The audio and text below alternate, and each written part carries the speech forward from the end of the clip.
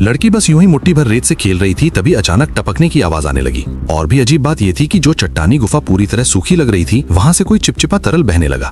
ये जानने के लिए कि आखिर ये क्या है, उसने उसे हाथ में लिया और सूंघा तो पता चला कि वो मीठा शहद था। वो उत्साहित होकर जोर से अपने बॉयफ्रेंड को बुलाने लगी। इस वक्त दोनों ही भूख और प्यास से बेहाल थे। बॉयफ्रेंड ने तुरंत एक चख लिया।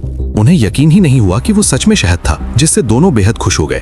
उन्होंने अंदाजा लगाया कि ये गुफा किसी बंद बसेरे का हिस्सा है, इसलिए वे जल्दी से चट्टान पर चढ़ने लगे। उन्हें जरा भी अंदाजा नहीं था कि यही फैसला उनकी हालत और बिगाड़ने वाला है। जल्दी वे गुफा के भीतर पहुंचे और सीधे घोंसले तक पहुंच गए। सामने का दृश्य देखकर उनकी आंखें फटी की फटी रह गईं। एक विशाल छत्ते से लगातार शहद टपक रहा था। अगर सारा शहद इकट्ठा कर लेते तो दोनों के लिए आधे साल से ज्यादा का खाना हो जाता और फिर इस वीरान द्वीप पर ठंड और भूख की चिंता ही खत्म हो जाती।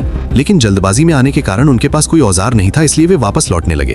तभी जैसे ही वे गुफा के बाहर निकले, अचानक एक तेज और डरावनी भनभनाहट गूंज उठी। दोनों समझ गए कि मामला बिगड़ चुका है और तुरंत गुफा के अंदर भागे। जैसा उन्हें डर था, उन पर एक विशाल रानी मधुमक्खी ने हमला कर दिया।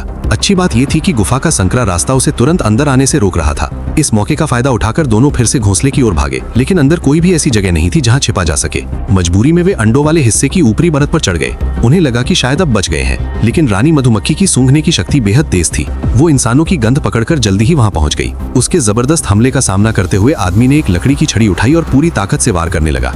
लेकिन तभी एक अजीब बात हुई। रानी मधुमक्खी अचानक बिल्कुल शांत हो गई। ये असामान्य हरकत देखकर दोनों बुरी तरह घबरा गए।